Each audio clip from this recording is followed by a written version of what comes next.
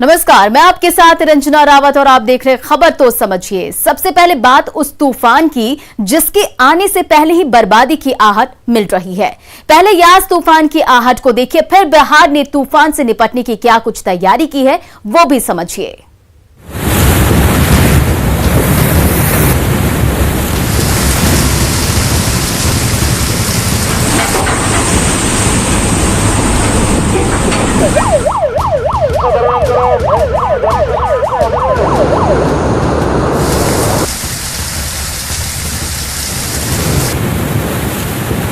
ये 6 तस्वीरें उस यास नाम के तूफान के ट्रेलर की हैं, जिसने देश के 5 राज्यों में हड़कंप मचा दिया है। दावा किया जा रहा है कि अगले कुछ घंटों में ये तूफान समंदर के किनारों से टकरा सकता है। मौसम विभाग के मुताबिक आंध्र प्रदेश, तमिलनाडु, पश्चिम बंगाल, ओडिशा और अंडमान निकोबार के तट पर यास का भारी खतरा बना हुआ है। लेकिन सबसे बड़ी चुनौती है पश्चिम बंगाल के सामने, जिसने कुछ ही महीनों पहले अम्फान जैसे खतरनाक तूफान का सामना किया है। चक्रवाती तूफान यास ने दस्तक दी है और उसका असर अब यहाँ पर दिखने लगा है। पूर्वी मिदनापुर का दीघा, यहाँ पर समुद्र पूरी तरह से उफान पर है। एक तरफ पूर्णिमा और दूसरी तरफ ये साइक्लोन। दोनों कारणों से समुद्र पूरी तरह से उफान पर है। बारिश शुरू हो चुकी है और कल सुबह जब ये तूफान जमीन से आकर टकराएगा तो हवाओं की गति 145 से लेकर 165 किलोमीटर और गस्टिंग स्पीड 185 किलोमीटर तक रह सकती है।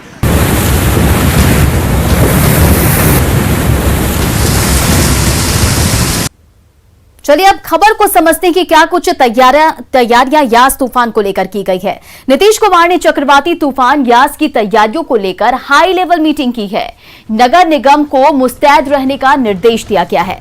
जरूरी पंप सेट ना हो तो किराए पर लेने का निर्देश दिया गया है ताकि भारी बारिश की वजह से शहर में जल जमाव ना हो सके।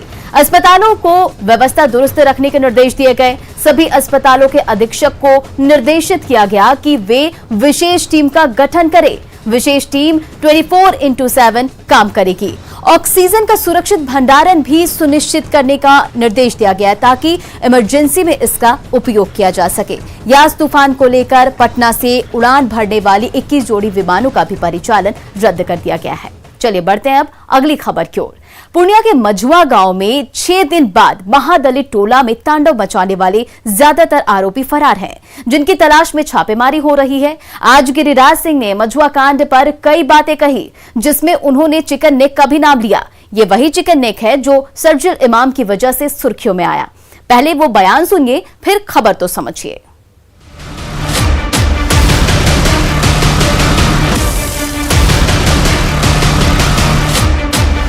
ये घटना दर्शाता है, आप पीछे जाएं, सीए के समय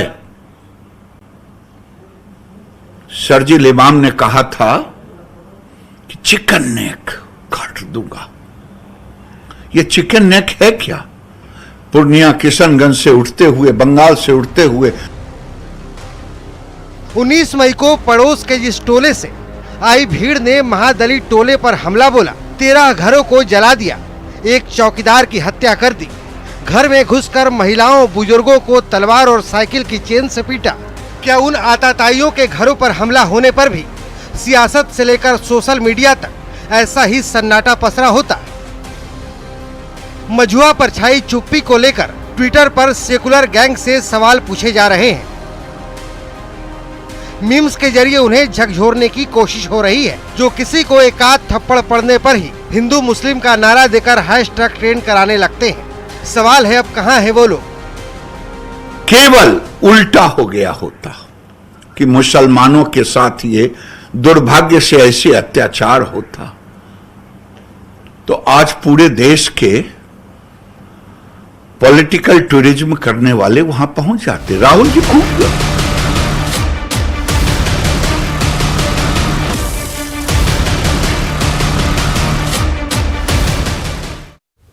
आइए जानते हैं कि क्या है chicken neck. Chicken neck Bharat के पूर्वोत्तर राज्यों से अन्य राज्यों को जोड़ता है। पश्चिम बंगाल स्थित करीब 27 किलोमीटर का संकीर्ण रास्ता है। पश्चिम बंगाल का सिलीगुड़ी इसी चिकन नेक का प्रमुख क्षेत्र है, जो भारत की नेपाल, भूटान, बांग्लादेश सिक्किम, दार्जिलिंग की पहाड़ियों और पूर्वोत्तर भारत के देश के अन्य हिस्से से जोड़ती है। बिहार का किशनगंज जिला भी चिकन नेक से जुड़ा है। बिहार का किशनगंज नेपाल के पश्चिमोत्तर से तो वहीं उत्तर दिनाजपुर का पूर्वी भाग बांग्लादेश से जुड़ा है। बताया जाता है कि बिहार के पूर्णिया जिला का मजवा गांव में यह घटना घटी है। यह चिकन नेक से महज 8 किलोमीटर दूर की है। और अब बात कोरोना वैक्सीनेशन को लेकर। बिहार के गांव में वैक्सीनेशन अभियान को तेज करने के लिए बिहार सरकार ने बड़ा कदम उठाया है। इसी मद्देनजर ग्रामीण इलाकों में वैक्सीनेशन वैन चलाया जा रहा है। वैक्सीनेशन वैन से जुड़ी खबर देखिए, उसके बाद खबर को समझिए। कोरोना को मात देने के लिए बिहार सरकार पूरी मुस्तैद नजर आ रही है। वैक्सीन के प्रति जागरूकता बढ़ाने के साथ साथ अब सरकार की कोशिश है कि गांव-गांव तक वैक्सीनेशन हो सके, ताकि हम जल्द से जल्द कोरोना से जंग जीत सके। इसी कड़ी में बिहार सरकार ने वैक्सीन वैन की शुरुआत की है, जिससे निश्चित रूप से इस अदृश्य बीमारी से लड़ना आसान होगा।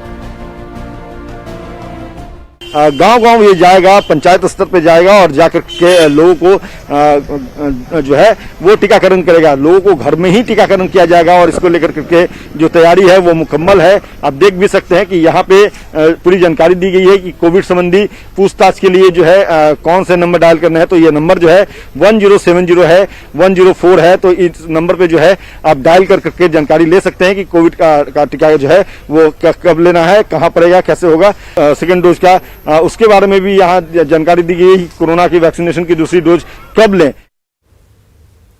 चलिए अब खबर को समझिए। वैक्सीनेशन वैन से टीकाकरण में तेजी आएगी। ऑन द स्पॉट रजिस्ट्रेशन के साथ लोग टीका लगवा सकेंगे।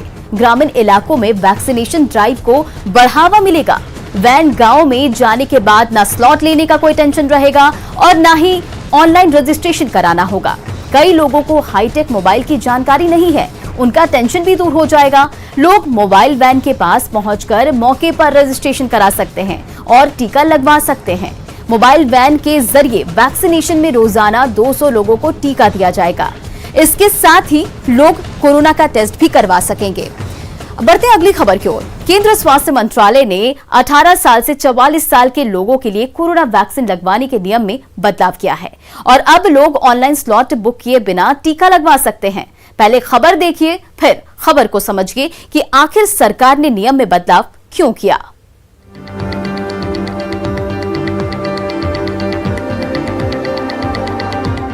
कोरोना वैक्सीन की डोज के लिए 18 से 44 साल की आयु के लोगों को अब पहले से ऑनलाइन अपॉइंटमेंट लेने की जरूरत नहीं होगी। केंद्रीय स्वास्थ्य मंत्रालय ने टीकाकरण अभियान में तेजी लाने के लिए नया नियम जारी किया है। 18 से 44 साल के लोग सीधे वैक्सीनेशन केंद्रों पर पहुंचकर टीका लगवा सकेंगे। हालांकि टीका लगवाने से पहले मौके पर ही cowin.government.in पर रजिस्ट्रेशन होगा। इस तरह पहले से बुकिंग के बिना भी अब सीधे ऑनलाइन रजिस्ट्रेशन के जरिए टीका लगवा सकेंगे। स्वास्थ्य मंत्रालय के मुताबिक पूरी तरह से प्रक्रिया ऑनलाइन किए जाने के चलते कई बार वैक्सीन बर्बाद होने की नौबत आ जाती है।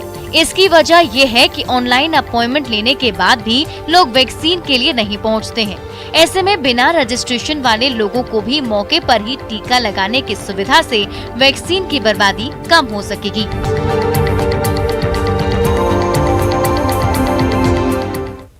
खबर को समझिए। दरअसल कई राज्यों में वैक्सीन के लिए स्लॉट बुक किए जाने के बाद भी लोग सेंटर पर नहीं पहुंच रहे हैं, लेकिन पहुंचने की स्थिति में टीके के डोज खराब हो जाते हैं। इस फैसले से टीकों का मैक्सिमम इस्तेमाल हो सकेगा। ग्रामीण स्तर पर ऑनलाइन बुकिंग की जानकारी कम होती है। जानकारी के अभाव के चलते ही लोगों को दिक्कतों का सामना करना पड़ता था। जिनके पास इंटरनेट या फिर स्मार्टफोन नहीं है, वो बुकिंग नहीं करा पा रहे थे। इस फैसले के बाद से वैक्सीनेशन में तेजी आएगी और जो टीकों की बर्बादी हो रही है उससे भी बचा जा सकेगा। बढ़ते अगली खबर की ओर। बोधगया महाबोधि मंदिर में कल आयोजित बुद्ध पूर्णिमा पर्व के लाइव टेलीकास्ट में प्रधानमंत्री नरेंद्र मोदी जुड़ेंगे। कोरोना महामारी के कारण बुद्ध पूर्णिमा समारोह एक वर्चुअल वैशाख दिवस के रूप में मनाया जाता है। प्रधानमंत्री नरेंद्र मोदी लाइव प्रसारण के जरिए बुद्ध पूर्णिमा कार्यक्रम में हिस्सा लेंगे।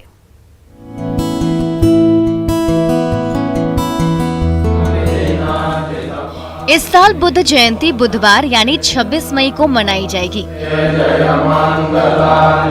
गया के महाबोधि मंदिर में ये पर्व वर्चुअल तरीके से मनाया जाएगा, जिसके लाइव प्रसारण में प्रधानमंत्री नरेंद्र मोदी भी जुड़ेंगे। देश में कोरोना के प्रकोप को देखते हुए बुद्ध पूर्णिमा का ये कार्यक्रम ऑनलाइन रखा गया है। पीएम नरेंद्र मोदी इस खास मौके पर बौद्ध अनुयायियों को संबोधित भी कर सकते हैं। लाइव प्रसारण में भारत, नेपाल, वियतनाम, भूटान, श्रीलंका और मंगोलिया से लाइव प्रार्थना किया जाएगा। कोरोना काल में इस बार सादे तरीके से 2565वीं बुद्ध जयंती मनाया जा रहा है, जिसमें प्रधानमंत्री नरेंद्र मोदी भी फेसबुक लाइव से जुड़ेंगे और संबोधन करेंगे। इस फेसबुक लाइव में विभिन्न देशों के बौद्ध अनुयायी भी प्रधानमंत्री नरेंद्र मोदी के भाषण को सुनेंगे। बता दें कि 26 मई को सुबह 8 बजे से 9 बजे तक महाबोधि मंदिर के बोधि वृक्ष के नीचे सूत पाठ किया जाएगा। हालांकि इस सूत पाठ में महाबोधि मंदिर के सिर्फ बौद्ध भिक्षु ही शामिल होंगे। इस पूरे कार्यक्रम का आयोजन दिल्ली के इंटरनेशनल बुद्धिस्ट फेडरेशन की ओर से किया जा रहा है। जो लोग बोध गया के कार्यक्रम से जुड़ेंगे, उनके लिए एक लिंक भी शेयर किया जाएगा। सभी बुद्धिस्ट कंट्री में इसका प्रसारण भी किया जाएगा। पास के अन्य जो बुद्धिस्ट कंट्रीज हैं, उनके भी हेड ऑफ स्टेट भी जुड़ने की उसमें संभावना है।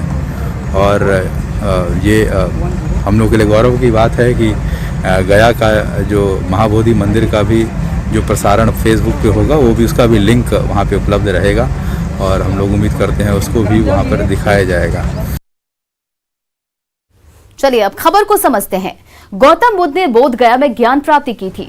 सबसे पहले सारनाथ में धर्म की शिक्षा दी थी। बौद्धों के लिए बोध गया बुद्ध के जीवन से संबंधित सबसे महत्वपूर्ण तीर्थ स्थल है। बुद्ध पूर्णिमा के दिन बौद्ध धर्म के अनुयायी बुद्ध से प्रार्थना करते हैं और उनका आशीर्वाद लेने के लिए तीर्थ स्थलों पर जाते हैं। पहला मौका है जब पीएम नरेंद्र मोदी इस कार्यक्रम में हिस्सा लेंगे। कल सुबह 9:45 पर पीएम नरेंद्र मोदी संबोधित करेंगे। यह कार्यक्रम संस्कृति मंत्रालय द्वारा अंतर्राष्ट्रीय बौद्ध परिसंघ यानी IBC के सहयोग से आयोजित किया जा रहा है, जिसमें दुनिया भर के बौद्ध संघों के सभी सर्वोच्च प्रमुखों की भागीदारी होगी।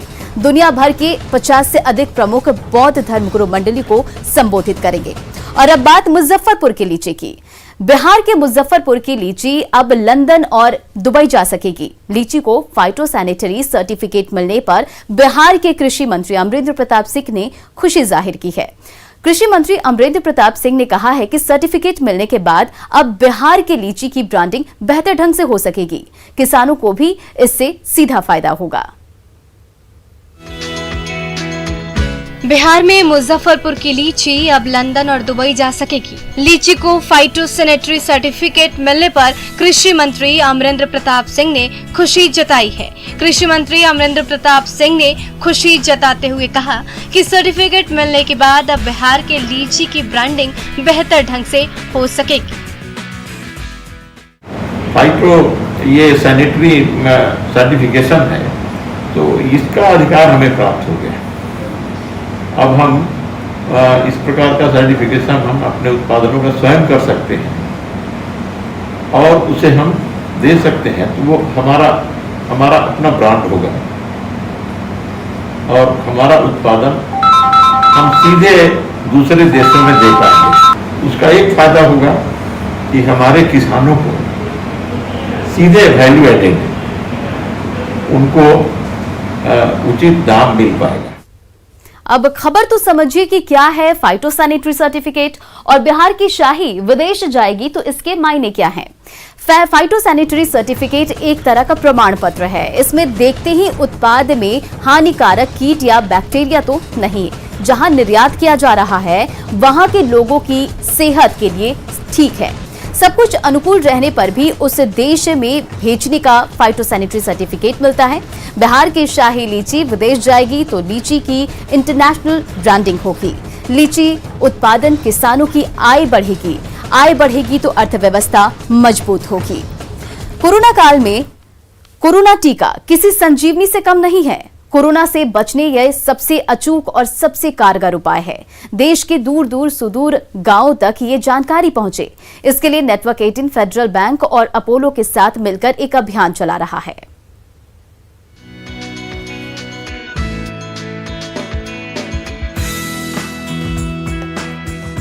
नेटवर्क 18 का संजीवनी अभियान अपने अगले मुकाम की ओर है। इस सफर में संजीवनी की गाड़ी नासिक के गांव-गांव तक पहुंचेगी। इस अभियान में नेटवर्क 18 को फेडरल बैंक और अपोलो का भी साथ मिल रहा है। इस अभियान के तहत टीके को लेकर ग्रामीणों की हर दुविधा और शंका का समाधान ऑन स्पॉट किया जा रहा है। नासिक के जिलाधिकारी सूरज मांडे ने हरी झंडी दिखाकर इस अभियान की शुरुआत की। हम 6 नंबर पे हैं। हमें आशा है कि जितना अवेयरनेस ज़्यादा बढ़ेगा वैसे वैसे हमारा जो स्टेटस है वो आगे आगे बढ़ता जाएगा और जल्दी ही हम ये उपलब्धि पा सके कि हमारे ज़्यादातर नागरिक जो है वो वैक्सीनेट हो जाएंगे। आपको बता दें कि इस अभियान के तहत नासिक के 150 गांवों में संजीवनी गाड़ी जाएगी। 75 दिन में करीब 9 लाख ग्रामीणों से संपर्क किया जाएगा। ग्रामीणों को कोरोना टीके के लिए प्रोत्साहित किया जाएगा। रजिस्ट्रेशन से लेकर टीका लगवाने तक की सुविधा दी जाएगी। अभियान की शुरुआत 7 अप्रैल 2021 को अटारी बॉर्डर से हुई थी। अभिनेता सोनू सूद ने संजीवनी अभियान की शुरुआत की थी। से अभी 150 गांव जाएगी, तो मेरा कहना सभी गांव वालों का और सभी देशवासियों से यही है, ये एक संजीवनी है अभी के टाइम के लिए। ये गांव-गांव में ये वैक्सीनेशन ले जाने का जो एक जिम्मेदारी है हमारी, उसको हम पूरा करें और सहभागी हों उसमें। नेटवर्क 18 फेडरल बैंक और अपोलो का संजीवनी अभियान देश भर में कई चरणों में चल रहा है।